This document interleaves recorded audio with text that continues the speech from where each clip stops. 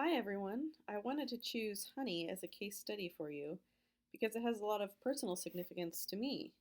In 2009, I spent a year living in South India studying how people collect wild honey for my dissertation and how they pass on the knowledge to collect wild honey. It's a pretty risky business where you have to walk deep into the forest where there are elephants and tigers and climb, hundreds of feet up into the trees to harvest the exposed combs with dangerous bees. You have to know how to make smoky torches and cut the honeycombs and sing the appropriate ritualistic songs. There's a lot to know. But for the honey collectors, it's all worth it because the honey is worth quite a bit of money compared to other activities they can do to earn cash. This is a picture of bottles of local honey for sale at the side of the road in the state of Karnataka where they live. You can see they're repurposed bottles for other liquids, most of them alcohol. These are some of the people that I was working with who helped me learn all about honey collecting. I talked to everyone who was aged 6 years and up. Can you find the anthropologist? There she is. So here's me at one of the households. I would go around and do interviews and surveys with everyone, along with accompanying men on their honey collecting trips. And while I was going around to all the houses, I got to learn about food traditions more generally while I was there because people would just go about their daily business, getting dinner on the table. So this is one of the scenes I got to participate in. This woman is preparing fresh young bamboo shoots for a curry for dinner.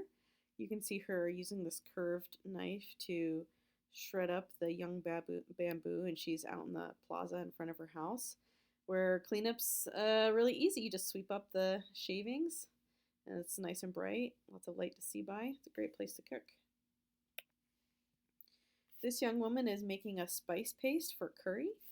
She's using one of these massive stone mortar and pestle combinations that predate a food processor. A lot of households in South India have food processors instead of these mortars and pestles these days, but folks in the jungle didn't have access to electricity, so you gotta go old school. And what she's doing is she's rotating this egg-shaped stone inside the basin, and it grinds up all of the ingredients into a curry paste.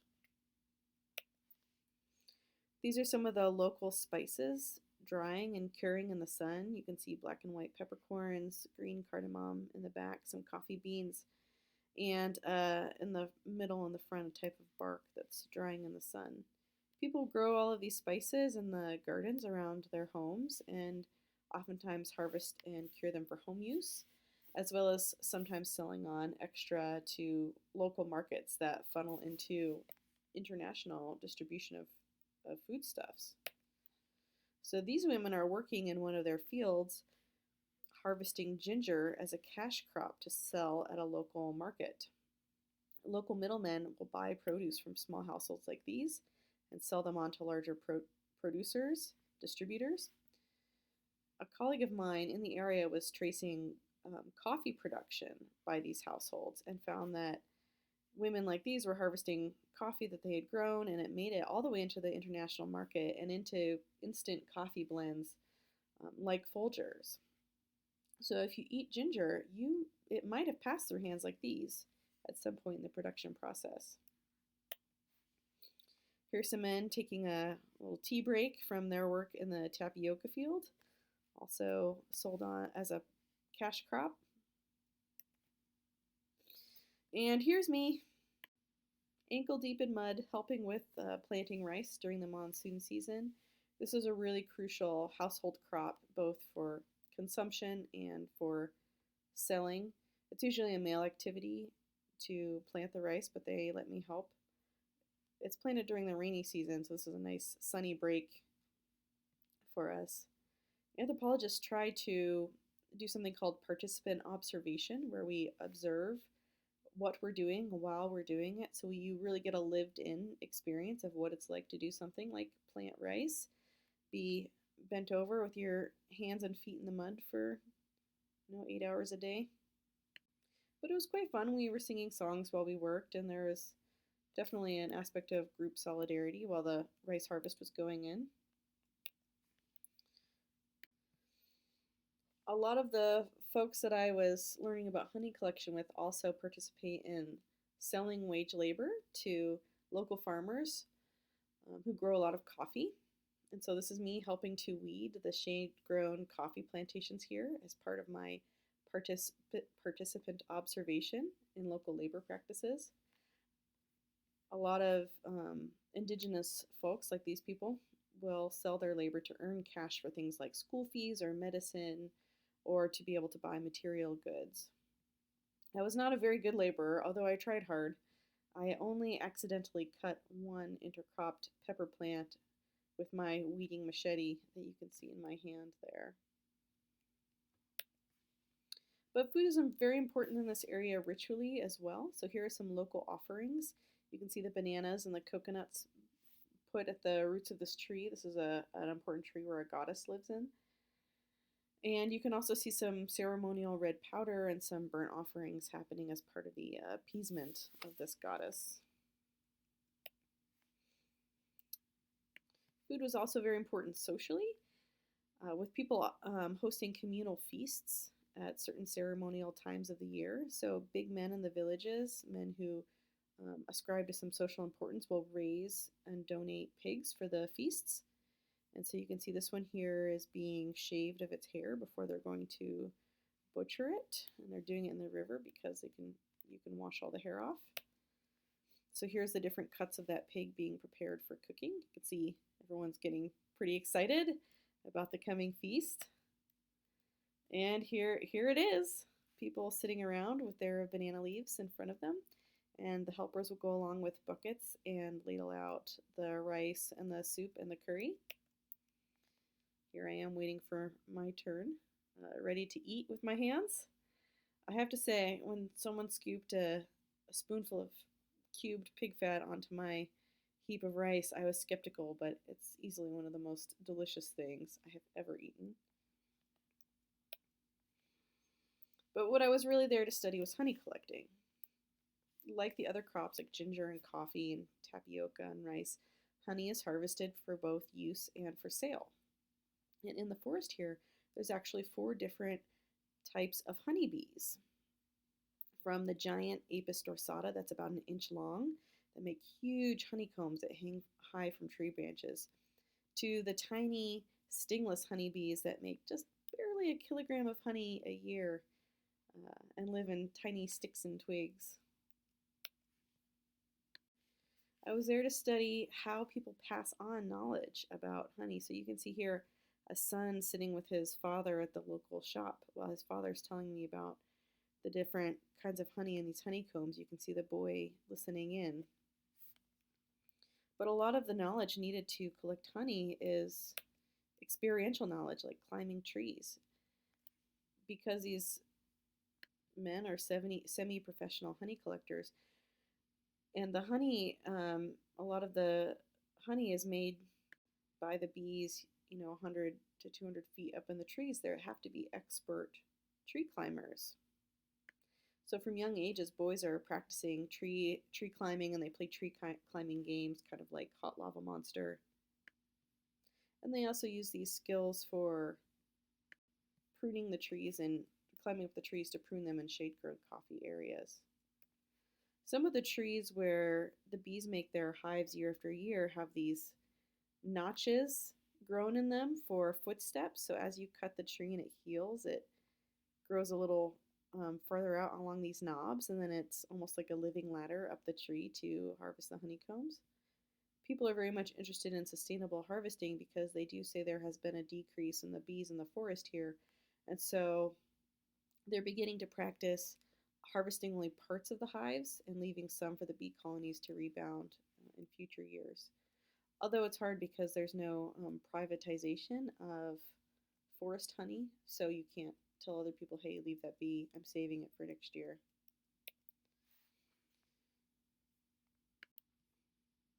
And some of the knowledge that you need to harvest honey involves knowing where to find it.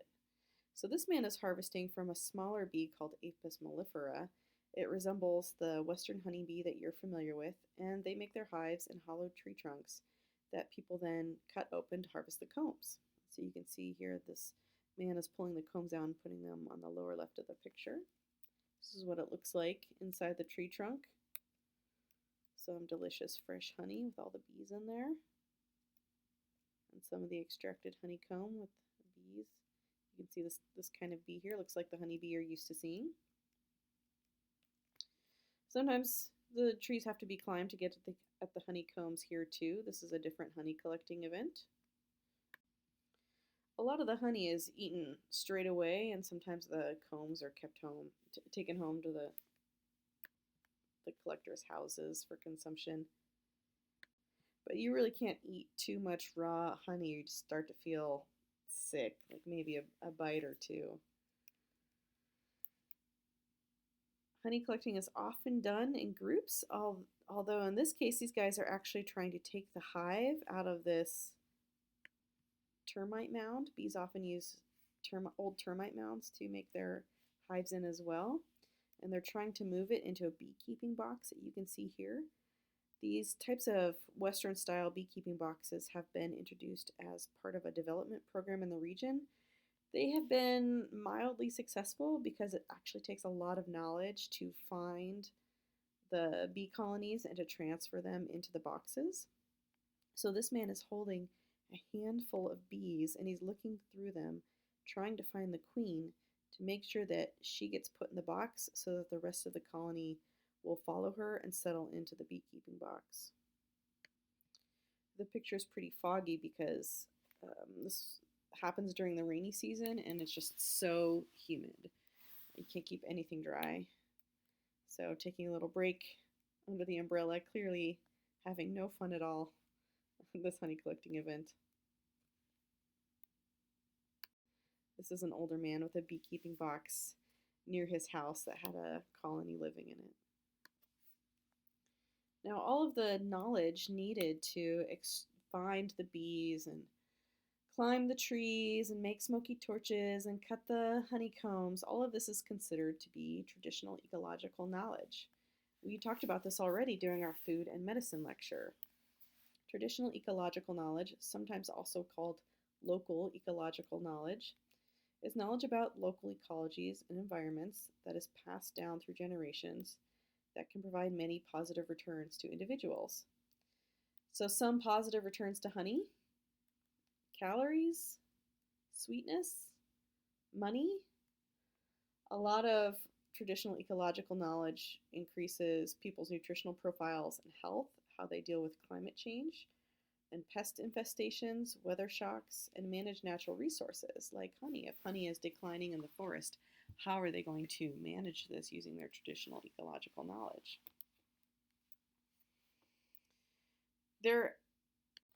One thing I forgot to mention is that TEK is being lost so rapidly all around the world, faster even than language loss. But it is not being lost in the case of honey collection. And one of the main reasons that this traditional knowledge is being maintained is that honey collecting is pretty lucrative.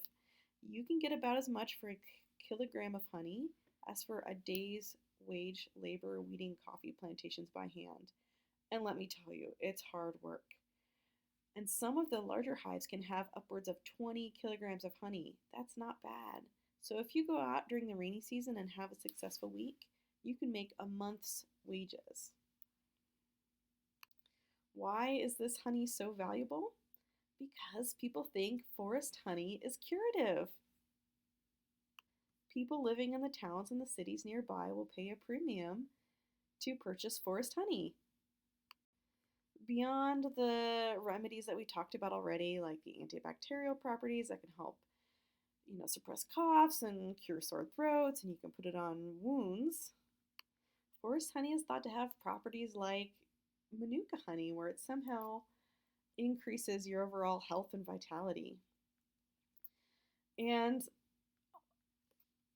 while it's certainly a good thing to support traditional ecological knowledge and independent livelihoods for indigenous folks, one of the things that high prices have led to is something called honey laundering, which is a worldwide phenomenon, talk about in a second. But it means that people told me that they often bulked out their forest honey with things like sugar water when they were selling it because the honey is bought by weight or by volume. So if you can mix some of that forest honey with a little sugar water and get an extra kilogram, that's an extra day's wages that you don't have to spend weeding the coffee plantations.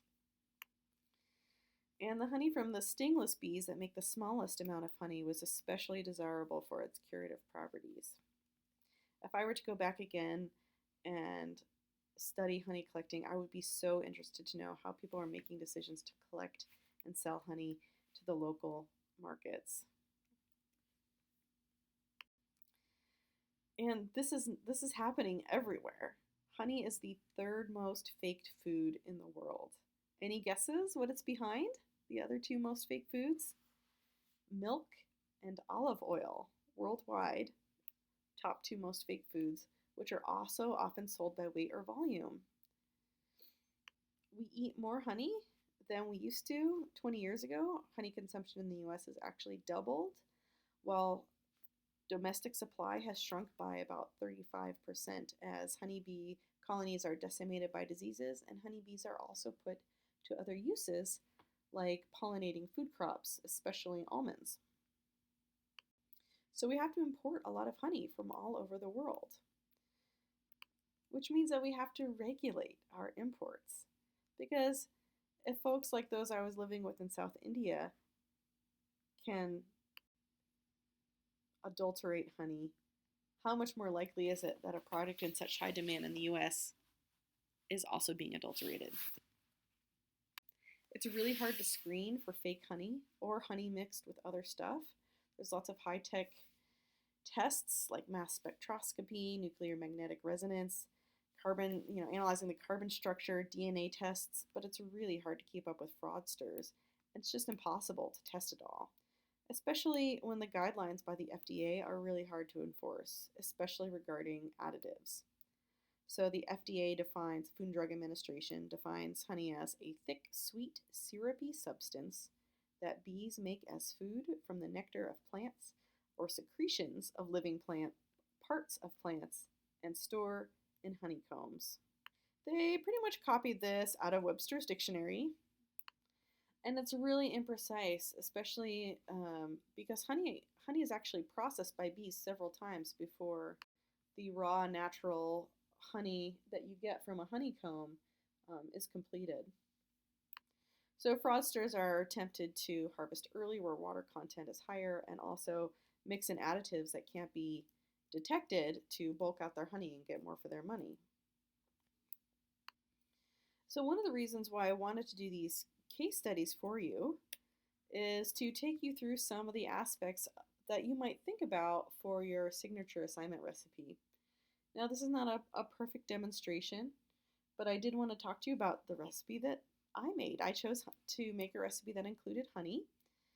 The recipe I made was Betty Crocker baking powder biscuits if you want to make them on your own.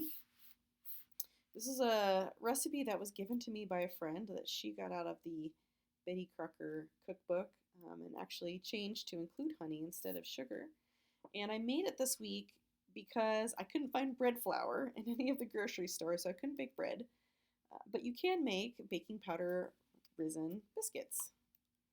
So here's the recipe if you're curious. I typed this up several years ago when I was making a cookbook for my sister as a gift. I used this brand of KDB honey that I had in my fridge that a graduate student gave to me a while ago. It was all crystallized, which means that the honey wasn't liquidy anymore, which is normal. After a while, raw natural honey will solidify. Just put it in the microwave for a little bit and then it'll loosen up again. If your honey doesn't get hard after being on the shelf for a few months or a few years, it's probably almost guaranteed to have some additives in it to keep it smooth and honey-like, although the labeling of these additives is not well regulated at all. So I tried to look a little more into the KDB honey brand. It's sold at the Boise Farmers Market There wasn't a ton of information on their website. It says their raw natural honey is harvested in the heart of the Treasure Valley. And if I were doing this ingredient for my signature assignment, I would probably get in touch with the company and talk to them some more about how the honey is produced and how it's distributed to get an idea of the ecological significance of the ingredient. And I would talk to them about what their consumers like to use their honey for, what the cultural significance is. And while I don't have a lot of time to cover it today, I would also look into the historical significance of honey. Very interestingly, in the last decade or two, honey has become a gourmet food. Some varieties, like Manuka honey from New Zealand or Tupelo honey from Florida, are much sought after for their different flavors and for their supposed curative properties, although they're not advertised as medicine, of course. You can see here in the upper left some different varieties of gourmet French honeys. They come in different colors and different consistencies. Oftentimes they'll taste like the types of flowers they were harvested from if they come from a single flower crop. Although a lot of people think of honey can be considered a gourmet food now, humans have been using and eating history well into prehistory, and most likely as long as our species has existed. So, interestingly, in Africa, there's a species of bird called the honey guide bird that's actually co-evolved with human honey collecting to get humans to help it harvest honey. So it'll see people out walking through the bush and it'll call to them if it knows where a beehive is. And the honey guide bird will lead people to the beehive where they cut it open and harvest the combs, and then the bird gets to eat some of the extras. Just to give you a brief sense of the depth of time and the continuity at which this activity has been happening. So you can certainly eat raw honey from the comb, and sometimes people like to consume the honeycomb too.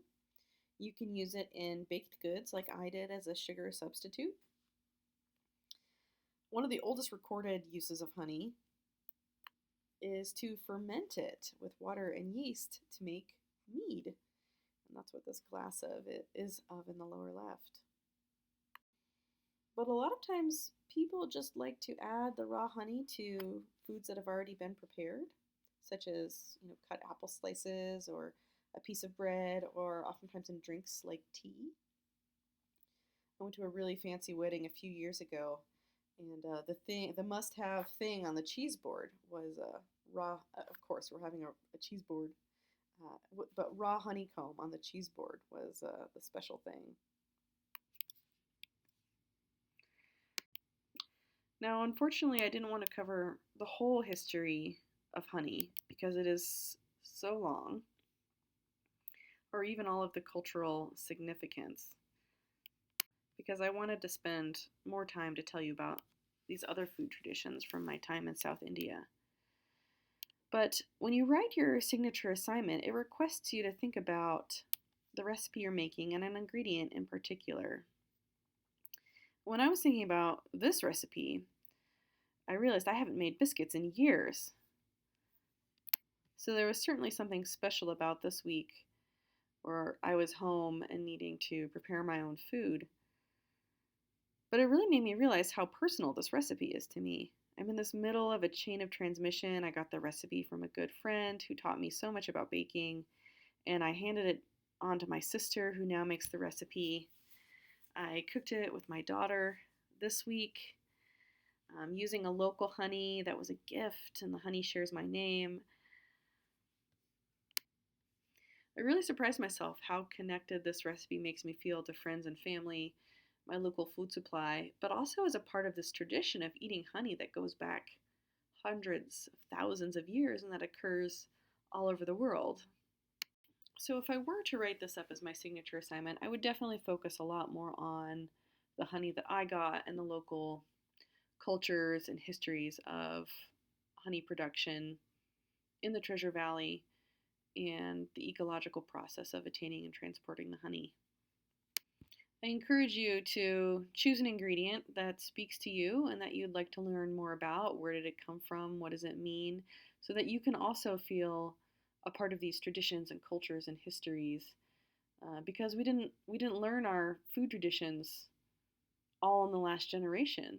These recipes have been handed down and changed and processed and worked with over time and have passed through so many hands before they got to yours. Okay, that's it for today. I hope you enjoy a little home cooking, and I'll see you again soon.